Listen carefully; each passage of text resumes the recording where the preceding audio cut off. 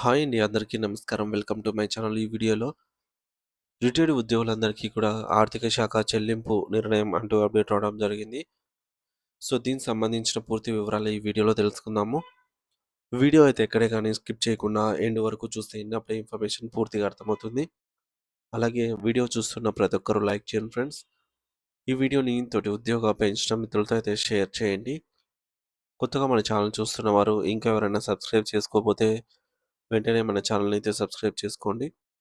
Subscribe చేసుకోవడం వల్ల నేను చేసే ప్రతి ఒక్క వీడియో మీ వరకు రీచ్ అవుతుంది. ఇక ఆలస్యం చేయకుండా వివరాల్లోకైతే వెళ్ళిపోదాము.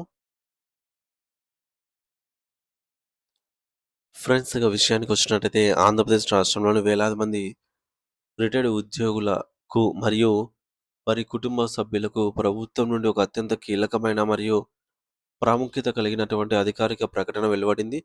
చాలా కాలంగా తమకు రావాల్సిన ఆర్థిక ప్రయోజనాల కోసం ఎదురుచూస్తున్న వృద్ధులకు ఇదొక గొప్ప శుభవార్తగా మనం చెప్పుకోవచ్చు. ప్రభుత్వం తాజాగా 2,000 కోట్ల రూపాయల భారీ నిధులను విడుదల చేస్తూ ఉత్తర్వులైతే జారీ చేసింది.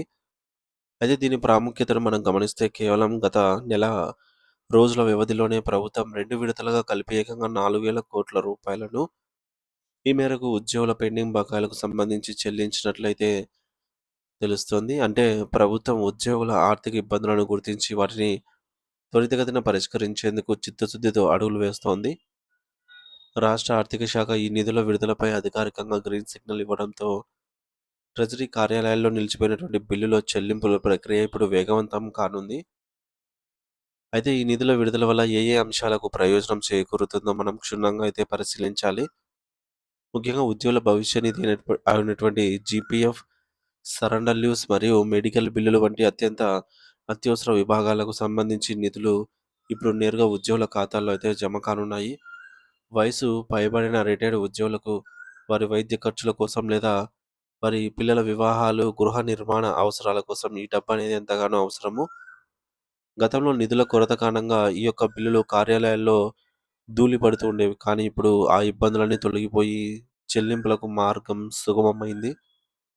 ప్రభుత్వం తీసుకున్న ఈ సాహసోపేతమైన ఆర్థిక ప్యాకేజీ నిర్ణయం పట్ల రాష్ట్రంలోని వివిధ ఉద్యోగ సంఘాలు, ఉపాధ్యాయ సంఘాలు మరియు ముఖ్యంగా పెన్షనర్స్ అసోసియేషన్ తమ కృతజ్ఞతలు మరియు హర్షాన్ని వ్యక్తం చేస్తున్నాయి. అయితే ఈ సంతోషకరమైన వార్తతో పాటే పెన్షనర్లకు ప్రభుత్వం ఒక ఊహించని మరియు షాకింగ్ నిర్ణయాన్ని కూడా వెల్లడించింది. ఇది పెన్షనర్ల ఆర్థిక పరిస్థితిపై ప్రభావం చూపే అంశం. అదేంటంటే ప్రతి నెల పెన్షనర్లకు అందేటటువంటి మొత్తం నుండి 1.5% మేర కోత విధించాలని రాష్ట్ర సర్కార్ నిర్ణయించింది. ఇది ఒక రకంగా పెన్షనర్లకు మింగుడు పడని వార్తగా మారింది. ఈ కోత ఎందుకు విధిస్తున్నారనే వివరాల్లోకి వెళ్తే ఉద్యోగుల మరియు పెన్షనర్ల ఆరోగ్య పథకం అయినటువంటి ఈహెచ్ఎస్ నిర్వహణ కోసం ఈ నిధులను వసూలు చేయాలని అయితే ప్రభుత్వం భావిస్తోంది. మే నెల జీతాలు, పెన్షన్లు నుండే 1.5% తగ్గింపు ప్రక్రియను ప్రారంభించబోతూ ఉన్నారు.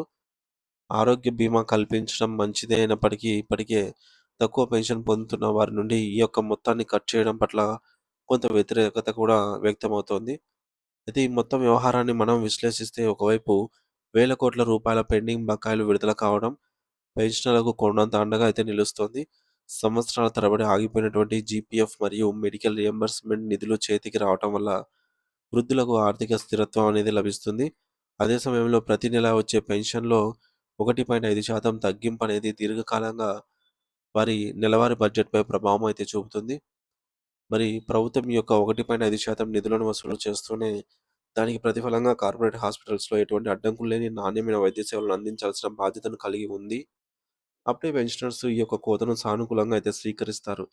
మొత్తం మీద రాష్ట్ర ఆర్థిక పరిస్థితి ఒడిదుడుకుల్లో ఉన్నప్పటికీ ఒకే నెలలోనే 4,000 కోట్ల రూపాయలు విడుదల చేయడం అనేది ఉద్యోగ వర్గాల్లో చర్చనీయాంశంగా అయితే మారింది అని చెప్పవచ్చు.